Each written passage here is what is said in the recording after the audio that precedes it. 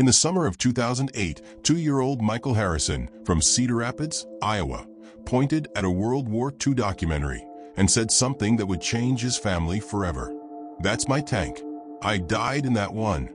His mother, Sarah Harrison, felt her blood run cold.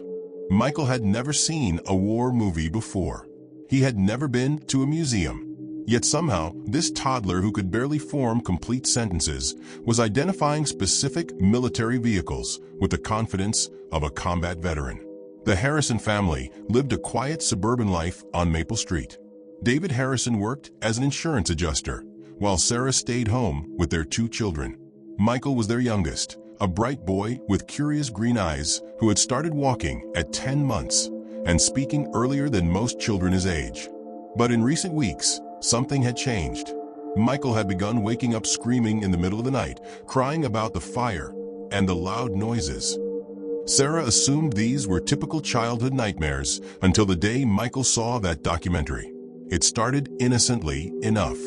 David was watching a History Channel program about the Battle of Normandy while Sarah prepared lunch in the kitchen. Michael was playing with his toy cars on the living room carpet, seemingly absorbed in his own world. Then suddenly, the toddler stopped playing and crawled closer to the television screen. He pointed a tiny finger at a Sherman M4 tank rolling across the French countryside and made his chilling declaration. Sarah dropped the sandwich she was making and rushed into the living room. "What did you say, sweetheart?" she asked, kneeling beside her son. Michael looked up at her with those serious green eyes and repeated slowly, "That's my tank, Mommy. The bad men made it burn." David paused the program and stared at his son. The tank on screen was indeed engulfed in flames, black smoke billowing from its turret.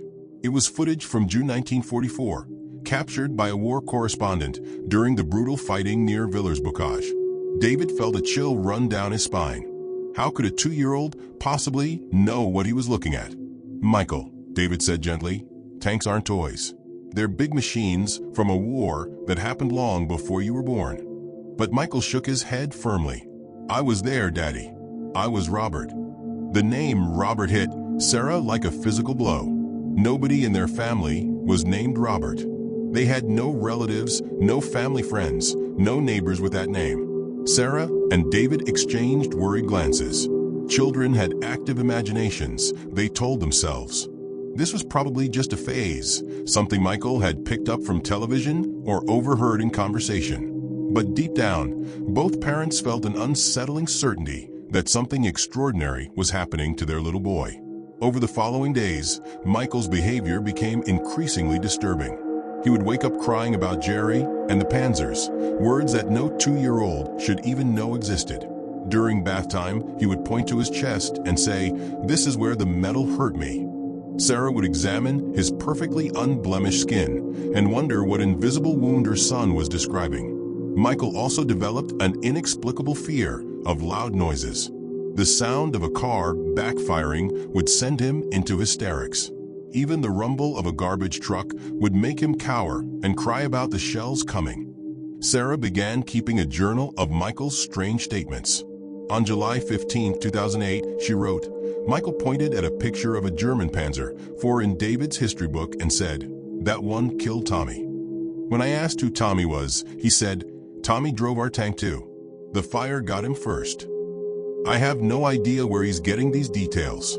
We don't let him watch violent programs, and he's too young to understand what he's seeing anyway."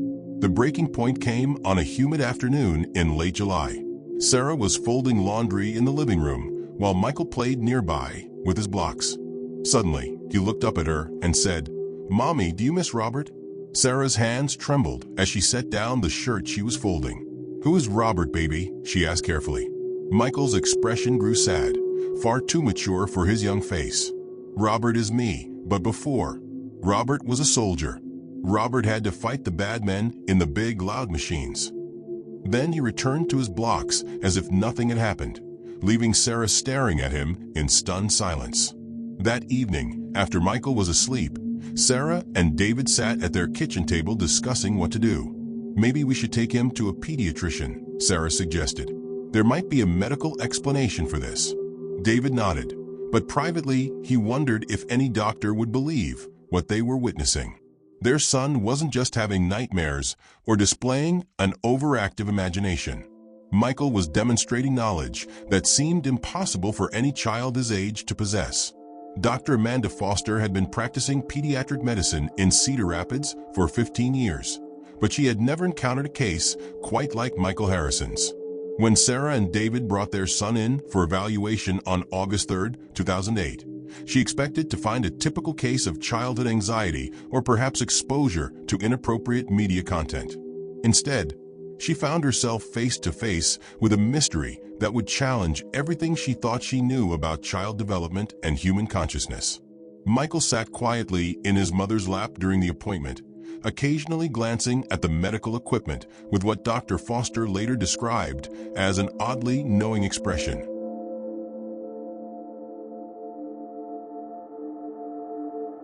Dr. Foster conducted a thorough examination, checking Michael's neurological responses and cognitive development. Everything appeared completely normal.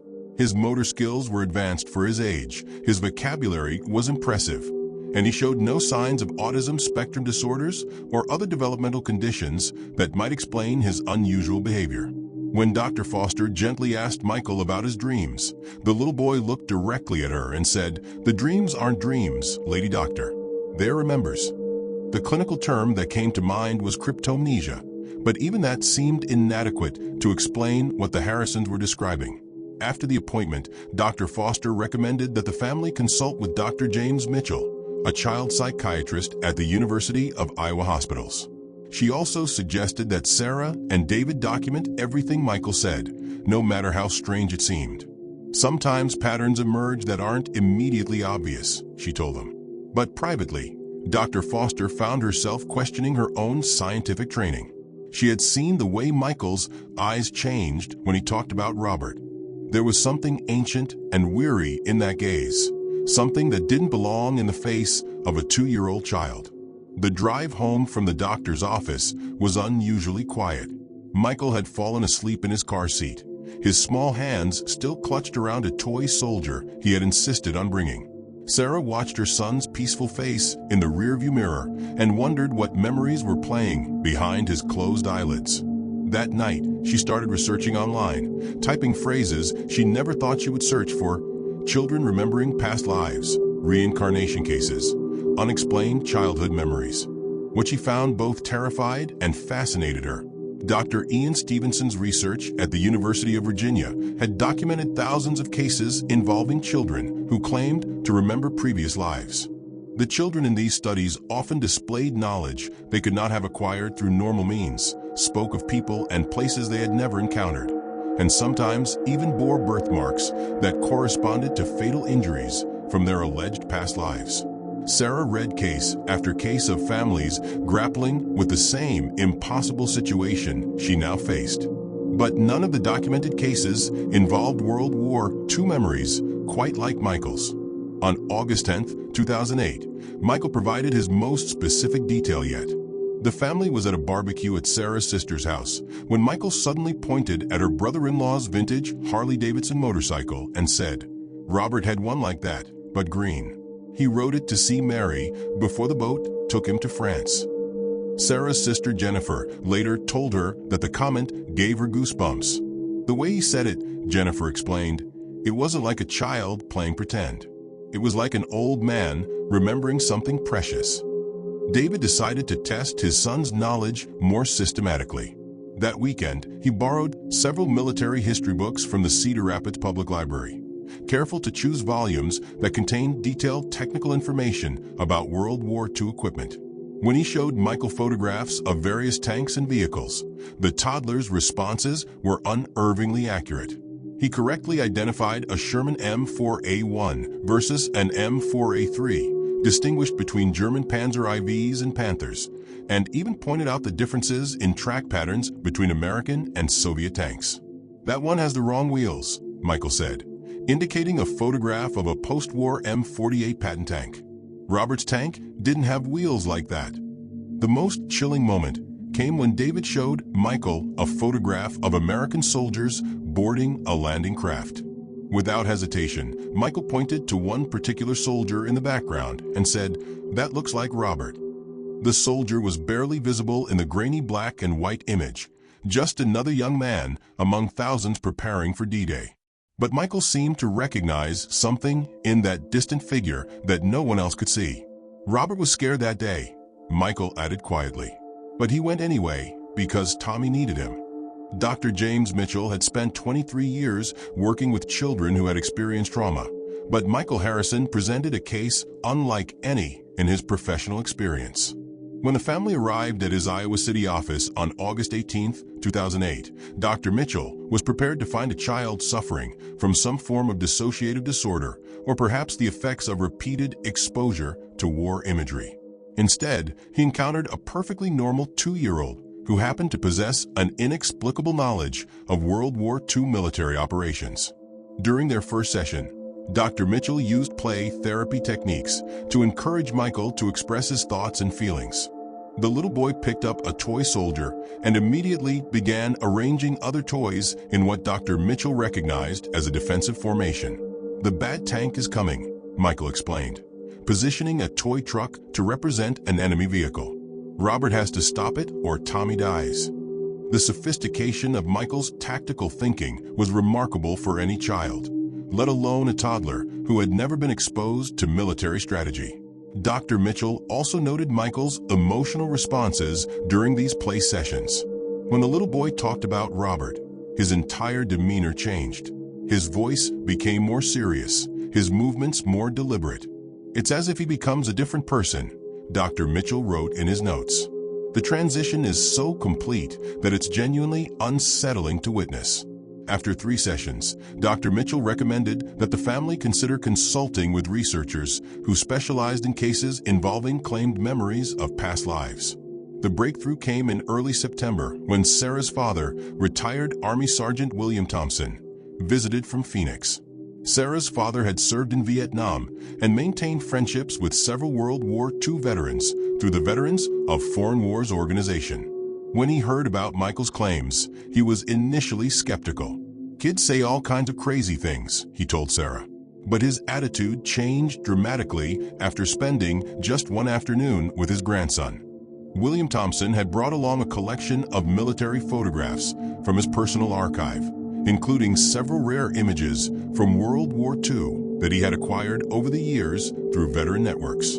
When he showed these to Michael, expecting typical childish disinterest, the toddler's reaction stunned him.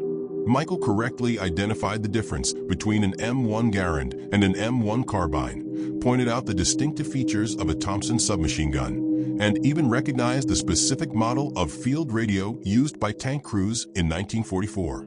"Good God," William whispered to Sarah. "I've seen grown men who served in Iraq get some of this stuff wrong." But the moment that truly shook William came when he showed Michael a photograph of the 2nd Armored Division's insignia. Michael looked at the triangular patch with its distinctive design and said, "That's Robert's sign. Hell on wheels." William's hands began to tremble. The 2nd Armored Division was indeed known as Hell on Wheels, and they had seen heavy combat in Normandy during the summer of 1944. This was not information a 2-year-old could have stumbled across accidentally. This was specific military knowledge that even many history buffs wouldn't recognize.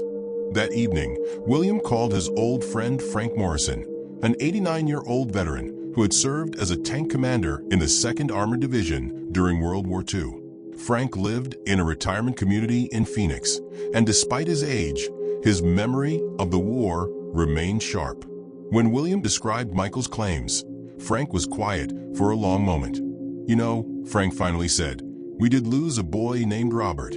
Robert Chun. Good kid, maybe 19 or 20. Drove for our company commander. Got hit by a Panzerfaust outside Villers-Bocage in late June 1944. The name sent chills through William. Robert Chun.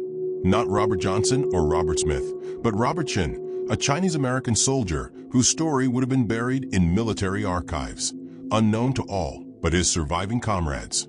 When William asked Frank for more details, the old veteran's voice grew heavy with memory. "Robert had a motorcycle back stateside. Green Indian Scout, I think. Used to talk about his girlfriend Mary all the time. Poor kid never made it home to see her again." Frank Morrison lived in the Sunrise Manor retirement community in Phoenix, Arizona, where he spent his days in a modest one-bedroom apartment filled with military memorabilia and faded photographs. At 89, he was one of the last surviving members of Charlie Company, 2nd Armored Division. When William Thompson called him on September 8, 2008, Frank had been watching the evening news, trying to ignore the arthritis pain in his hands. But William's story about his grandson changed everything. "I haven't talked about Robertson in decades," Frank told William over the phone. "Most people don't want to hear war stories anymore. But that boy, he was special. Chinese kid from San Francisco. Joined up right after Pearl Harbor, even though his family was worried about the discrimination Asian soldiers faced. Robert was our best driver. Could navigate a Sherman through terrain that would stop most men cold." Frank's memories of Robertson painted a picture of a young soldier who was both brave and homesick. He carried a photograph of his girlfriend Mary in his wallet, Frank recalled. Used to show it to anyone who would look. She was a pretty girl, worked in a factory back in California. Robert planned to propose when he got home. Had already bought a ring, kept it in his footlocker. The details matched everything Michael had been saying, details that should have been lost to history. The circumstances of Robertson's death remained vivid in Frank's memory even after 64 years. It was June 28, 1944. We were pushing through the hedgerows near Villers-Bocage, trying to break through German defensive positions. Robert was driving for Lieutenant Colonel Hayes that day. I was in the tank behind them when it happened. Frank paused, and William could hear the old man's labored breathing over the phone. A Panzerfaust hit them from the right side. Anti-tank rocket. The Sherman caught fire immediately. Robert and Tommy Martinez, our gunner, they were trapped inside. William felt his heart racing as Frank described the scene. Tommy Martinez. Michael had mentioned Tommy multiple times, always in the context of dying in the tank fire. "We tried to get them out," Frank continued, "but the ammunition started cooking off. The whole tank became an inferno. By the time we could approach the wreck, there wasn't much left to recover. Robert and Tommy were listed as killed in action, bodies not recovered. They're both buried in the Normandy American Cemetery, but their graves contain mostly symbolic remains." After his conversation with Frank Morrison, William called Sarah immediately. "You need to sit down," he told his daughter. "What Michael has been telling you, it's not imagination. It's not something he picked up from television. Robertson was a real person, and the details your boy knows are details that were never written down anywhere. Details that only the men who served with Robert would remember." Sarah felt the world shift around her as her father explained what Frank Morrison had told him. Robertson, Chinese-American tank driver, 2nd Armored Division. A green motorcycle and a girlfriend named Mary. Death by Panzerfaust on June 28, 1944, along with gunner Tommy Martinez. Every detail Michael had provided was historically accurate, down to specifics that had never been documented in official records.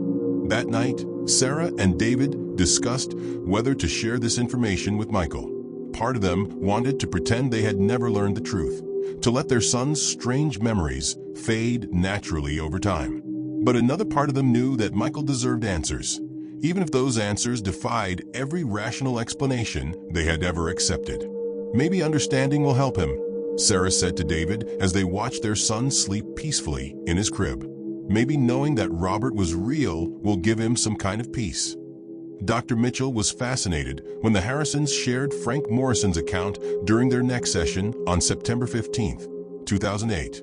The psychiatrist had been researching similar cases and had found references to Dr. Jim Tucker's work at the University of Virginia, continuing the research begun by Dr. Ian Stevenson. Dr. Mitchell contacted Dr. Tucker's office and was invited to document Michael's case as part of their ongoing studies into children's past life memories. Dr. Jim Tucker had investigated hundreds of cases involving children who claimed to remember previous lives, but the Michael Harrison case presented some unique elements that particularly intrigued him.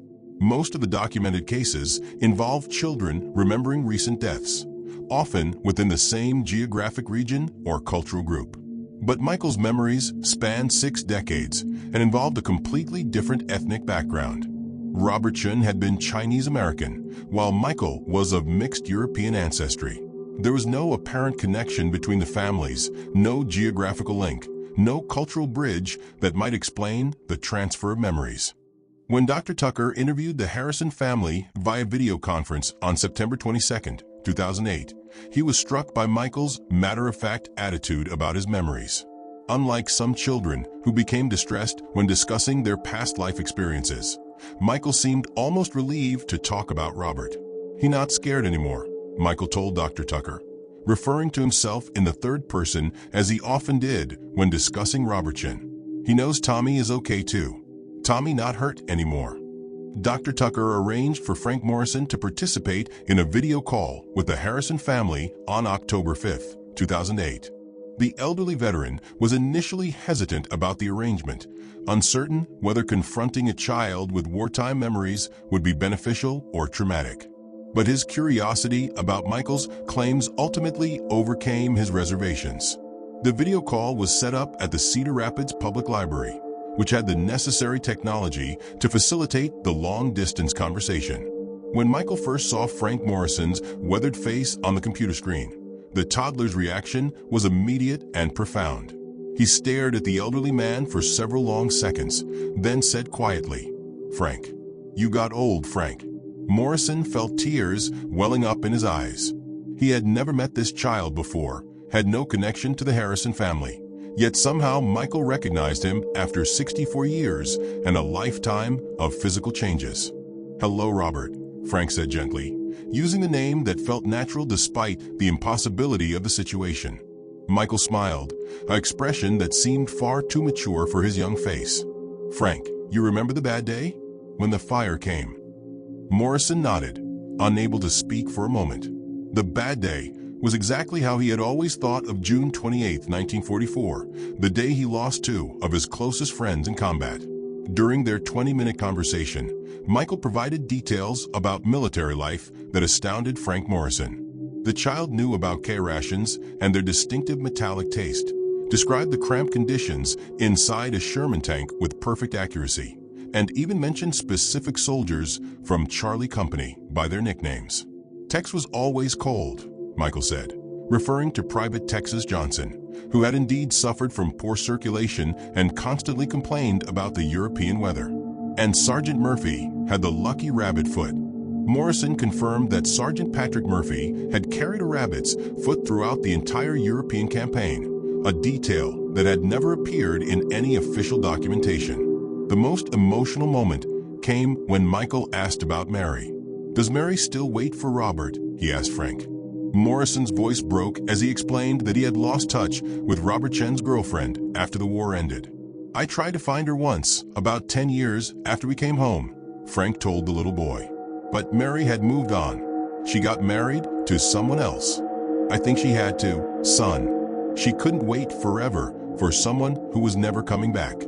Michael nodded solemnly, accepting this information with the resignation of someone far older than his 2 years. "Robert understands," he said. "Mary needed to be happy. Robert wants Mary to be happy." Then, as if a switch had been flipped, Michael's demeanor changed back to that of a normal toddler, and he began playing with toys while the adults continued their conversation. Frank Morrison spent the rest of October searching through his personal archives, looking for any photographs or documents that might feature Robert Chen.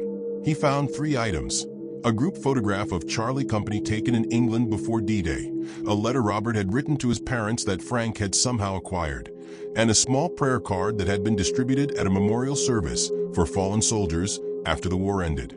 When Frank mailed these items to the Harrison family in November 2008, their arrival created another moment of eerie recognition. Michael immediately pointed to Robert Chen in the group photograph, identifying him among 43 other soldiers without hesitation. "That's Robert when he was young like the other soldiers," Michael said. The photograph showed a slight, serious-looking young man standing in the third row, barely visible among his comrades. But it was Robert Chen's letter that provided the most compelling evidence of Michael's extraordinary memories. The letter, written to Robert's parents in San Francisco, described his motorcycle and his plans to marry Mary after returning from the war. It also mentioned specific details about military life that Michael had been describing for months. The quality of food, the weather in England, the sound of German artillery. Most remarkably, the letter described Robert's recurring dream about dying in a tank fire, a premonition that would prove tragically accurate. Sarah Harrison read the letter with trembling hands. In it, Robertson wrote to his parents, "I keep having this dream where I'm trapped in our tank and everything is burning. I wake up scared, but then I remember that I have Tommy with me, and Tommy is brave. If something happens to us, at least we'll be together." The parallels to Michael's nightmares were unmistakable.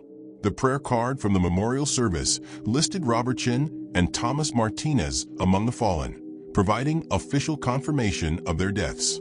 But it was the personal inscription on the back that truly stunned the Harrison family. In Frank Morrison's handwriting from 1945, it read, "Robert and Tommy died as they lived, looking out for each other. May they find peace together wherever soldiers go when the fighting is finally over." Dr. Tucker visited the Harrison family in person on December 12, 2008, bringing with him additional documentation about Robertson that he had obtained from military archives. The official records confirmed every detail that Michael had provided.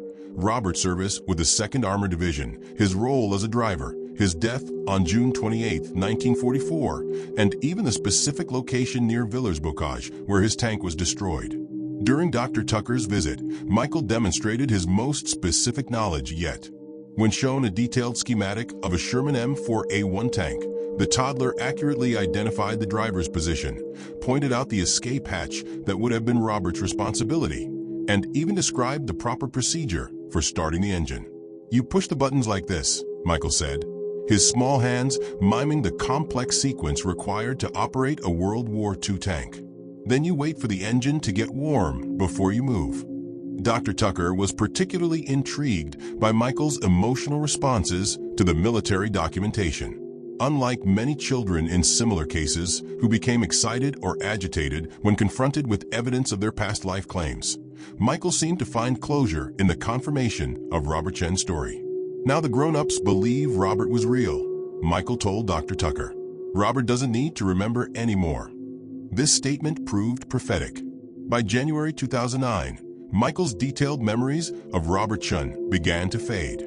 The nightmare stopped, his fear of loud noises diminished, and his sophisticated knowledge of World War II military equipment gradually disappeared. He was becoming, in every way, a normal 3-year-old child with age-appropriate interests and concerns. The transformation was both relieving and melancholy for his parents. Sarah and David had grown accustomed to their son's extraordinary abilities, and watching them disappear felt like losing a connection to something miraculous. But they also recognized that Michael was happier without the burden of traumatic wartime memories that weren't originally his own. Frank Morrison remained in contact with the Harrison family through letters and occasional phone calls. The elderly veteran found great comfort in believing that his friend Robertson had somehow returned, if only briefly, to demonstrate that consciousness might survive beyond physical death. "It gives meaning to all the boys we lost," Frank told Sarah during one of their conversations. "Maybe none of them really died. Maybe they just went somewhere else for a while."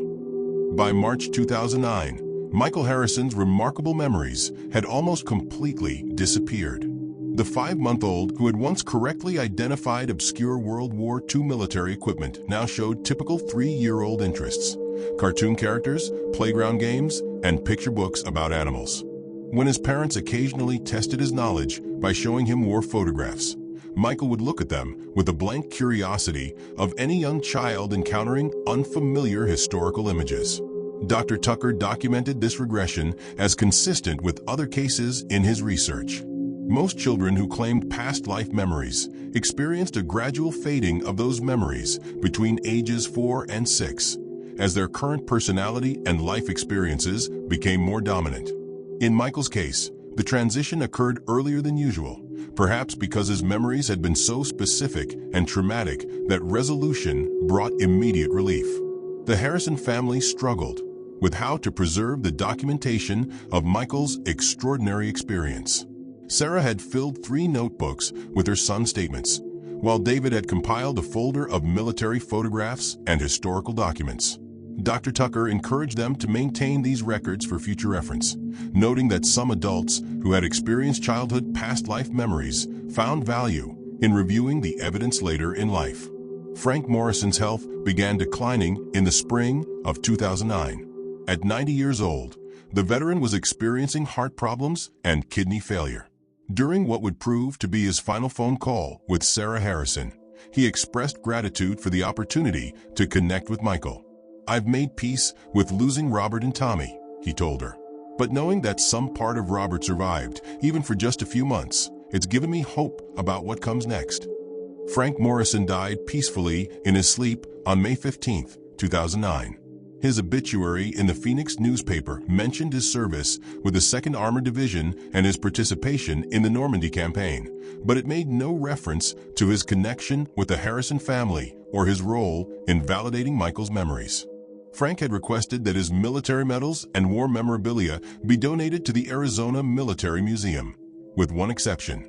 He left his collection of Charlie Company photographs to Michael Harrison. The package arrived at the Harrison home 3 weeks after Frank's funeral. Along with the photographs, Frank had included a handwritten letter addressed to Michael, with instructions that it should be given to the boy when he turned 18. Sarah placed the sealed envelope in a safety deposit box, along with all the documentation from Michael's extraordinary year. As Michael grew older, he occasionally asked about the soldier dreams he had experienced as a toddler. His parents answered his questions honestly, but without elaborate detail, explaining that he had seemed to remember things about a soldier named Robert who had died in World War II. Michael would listen with polite interest, as if they were describing something that had happened to another child. Dr. Tucker published a detailed case study of Michael's experience in the Journal of Scientific Exploration in late 2009. The article generated considerable discussion within the small community of researchers investigating claimed past life memories. Skeptics pointed out that the case relied heavily on the testimony of a single elderly veteran whose own memories might have been unreliable. Others noted that Michael's knowledge, while impressive, could theoretically have been acquired through exposure to detailed military documentaries or historical materials. However, Dr. Tucker emphasized several aspects of the case that seemed to resist conventional explanation. Michael's emotional responses to the memories had been consistent with genuine trauma rather than imaginative play. His detailed knowledge of tank operations exceeded what any 2-year-old could have absorbed from casual exposure to war movies. Most significantly, his recognition of Frank Morrison and his ability to provide personal details about Charlie Company soldiers suggested access to information that had never been publicly documented. The case also attracted the attention of Dr. Helen Wambach, a researcher who had spent decades investigating claims of past life memories under hypnosis. While Michael had been too young for formal hypnotic regression, Dr. Wambach noted that his spontaneous memories displayed characteristics typically associated with genuine past life experiences, specific historical details, emotional consistency, and gradual fading over time. In 2010, Sarah Harrison received an unexpected phone call from Mary Chun, the elderly widow of Robert Chen's younger brother. Mary had heard about Michael's case through veteran networks and wanted to share information about the family's attempts to learn more about Robert's death during the war. "We never got details from the military," Mary explained. "Just a telegram saying he was killed in action. Hearing that someone remembered him, even in this strange way, it means everything to our family." Mary Chun sent the Harrisons several family photographs of Robert, including images of him with his motorcycle and with a girlfriend also named Mary whom he had planned to marry. The photographs showed a young man who bore no physical resemblance to Michael, reinforcing the mystery of how memories might transfer between completely unrelated individuals. The girlfriend Mary had indeed married someone else after the war, Mary Chun confirmed.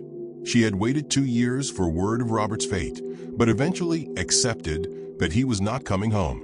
She always wondered what happened to him out there, Mary Chun told Sarah. She died in 1998, but she never forgot Robert. She kept his letters until the day she died. As Michael entered elementary school, His parents made the decision not to share details of his early experiences with teachers or classmates. They feared that the story would either be dismissed as fantasy or, worse, would subject Michael to unwanted attention and speculation. Instead, they allowed their son to develop normally, maintaining their documentation privately. Dr. Mitchell continued to follow Michael's development through periodic check-ins with the family. The psychiatrist noted that Michael showed no signs of dissociative disorders or other psychological issues that might have been expected if his early memories represented some form of trauma or mental illness. By age 5, Michael was a well-adjusted child with age-appropriate social skills and normal cognitive development. The only lasting effect of Michael's extraordinary experience seemed to be an unusual mature perspective on death and loss. When the family's elderly cat died in 2011, 4-year-old Michael comforted his parents by saying, "It's okay. Whiskers just went somewhere else, like Robert did. Maybe they're together now." This philosophical acceptance of mortality was remarkable in such a young child. In 2012, the History Channel produced a documentary series about unexplained phenomena, including an episode that featured brief coverage of children's past life memories. Dr. Tucker was interviewed for the program and mentioned Michael's case without providing identifying details. The producers reached out to the Harrison family requesting an interview, but Sarah and David declined, wanting to protect their son's privacy. Michael himself remained unaware of the media interest in his story. By age 5, he had no conscious memory of his early experiences with Robert Chen's memories. When he occasionally saw war movies or documentaries, he showed no special interest or recognition. His childhood interests had evolved to include sports, video games, and science fiction, typical pursuits for a boy his age. The scientific community remained divided about cases like Michael's. Mainstream psychologists suggested that the apparent accuracy of his memories could be explained through cryptomnesia, the phenomenon where forgotten information resurfaces and is experienced as new knowledge. Others proposed that Michael might have absorbed details from overheard conversations, television programs, or books that his parents were unaware of accessing. Dr. Susan Blackmore, a prominent skeptic of paranormal claims, reviewed Michael's case and noted several potential weaknesses in the documentation. She pointed out that Frank Morrison's memories of Robert Chen, recorded 64 years after the events, might have been influenced by suggestion or false recollection. She also questioned whether a 2-year-old could truly have demonstrated the sophisticated military knowledge attributed to him, suggesting that adult observers might have unconsciously interpreted normal childhood behavior as evidence of past life memories.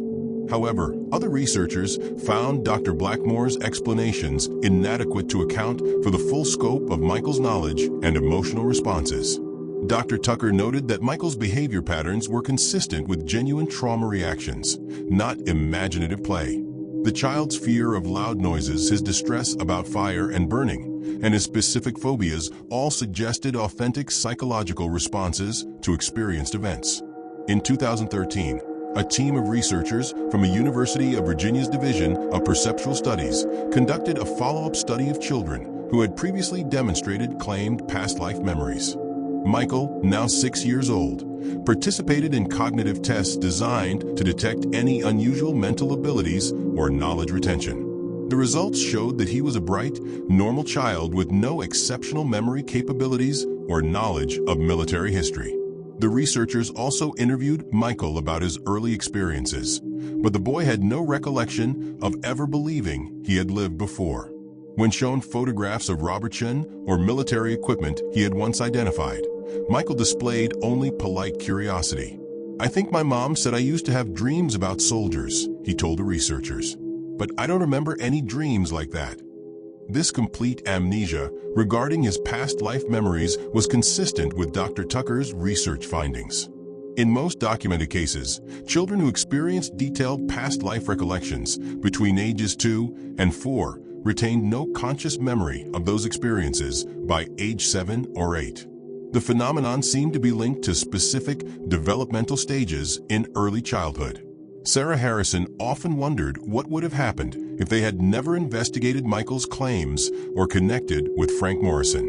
Would the memories have faded more quickly without validation? Would Michael have suffered more distress from carrying unexplained traumatic images? I think learning the truth helped him let go, she told Dr. Tucker during a 2014 follow-up interview. Once we proved that Robert was real, Michael didn't need to hold on to those memories anymore. David Harrison remained more skeptical about the supernatural implications of their experience. While he couldn't deny the accuracy of Michael's knowledge or the emotional reality of his son's distress, he preferred to view the episode as an unexplained psychological phenomenon rather than evidence of reincarnation. "Something extraordinary happened to our son," he said, "but I'm not sure we'll ever understand what it was or how it worked." In 2015, Mary Chin, Robert's sister-in-law, sent the Harrison family a final package of materials related to Robert's military service. The package included letters Robert had written to his family, military commendations he had received, and a photograph of his grave marker at the Normandy American Cemetery in France. Mary was then 87 years old and wanted to ensure that someone would remember Robert's story after she was gone. Among the letters was one that Robert had written to his girlfriend Mary just days before his death. In it, he described a recurring dream about being trapped in a burning tank, expressing hope that if something happened to him, some part of his consciousness might survive. "I keep thinking that death might not be the end," Robert had written. "Maybe the things we learn and the people we love find a way to continue, even when our bodies can't." The Harrison family decided to visit Robert Chen's grave during a European vacation in the summer of 2016. Michael, now 9 years old, showed polite interest in the historical significance of the Normandy beaches, but no special emotional reaction to Robert's grave marker. They took photographs and left flowers, honoring a young soldier whose story had briefly intersected with their lives in the most extraordinary way. Standing in the American cemetery overlooking the English Channel, Sarah reflected on the mystery they had experienced. Thousands of white crosses and stars of David stretched across the manicured lawn, each marking the grave of someone who had died far from home. If Michael's experience was genuine, it suggested that death might not be the absolute ending it appeared to be. But even if the entire episode could be explained through conventional psychology, it had given their family a profound appreciation for the sacrifices made by Robert Chin and his generation. Dr. Tucker continued to study Michael's case as part of his broader research into childhood past life memories. By 2018, he had documented over 2,500 similar cases worldwide, though few involved the specific historical detail and third-party verification that characterized Michael's experience. In his book, Return to Life, Dr. Tucker noted that Michael's case represented one of the most thoroughly documented examples of a child demonstrating knowledge that seemed impossible to acquire through normal means. The debate over the significance of Michael's memories continues within academic and scientific circles. Skeptics maintain that extraordinary claims require extraordinary evidence, and that alternative explanations must be exhausted before considering paranormal possibilities. Believers argue that the sheer volume of accurate historical detail, combined with emotional responses consistent with genuine trauma, suggests that some form of consciousness survival might be occurring. Michael Harrison, now a teenager, remains unaware of the extensive documentation of his early childhood experiences. His parents plan to share the full story with him when he turns 18, along with Frank Morrison's sealed letter and all the historical materials they have preserved. Until then, Michael continues to live a normal life, excelling in school and pursuing interests in technology and environmental science. The sealed letter from Frank Morrison sits in a safety deposit box in Cedar Rapids, waiting for its intended recipient to come of age. Whatever message Frank wanted to convey to the boy he believed carried his friend's memories remains unknown. Perhaps it contains words of wisdom from one soldier to another. Perhaps it offers guidance for understanding experiences that transcend normal human comprehension. Or perhaps it simply says thank you, one final communication between comrades separated by decades and the mystery of consciousness itself. Today, Michael Harrison is 17 years old. He drives a car, plays on his high school soccer team, and has never shown any particular interest in military history. Sometimes his parents catch him staring thoughtfully at nothing in particular, and they wonder if some distant memory is trying to surface. But mostly, Michael is simply a normal teenager, navigating the ordinary challenges of adolescence. In 1 year, he will receive Frank Morrison's letter and learn the full story of his extraordinary early childhood. Until then, the mystery remains locked away, along with 3 notebooks full of impossible memories and a collection of photographs showing a young soldier who died in France 79 years ago. Whether those memories represented reincarnation, psychological phenomenon, or something else entirely, they had connected 2 families across generations and given meaning to a sacrifice that might otherwise have been forgotten by history. The truth about consciousness, memory, and the possibility of life after death remains as elusive as ever. But for a few months in 2008, a 2-year-old boy in Iowa carried the memories of a tank driver who died at Normandy. And those memories were real enough to comfort an elderly veteran and preserve the story of a young man named Robertson who loved a girl named Mary and died too far from home.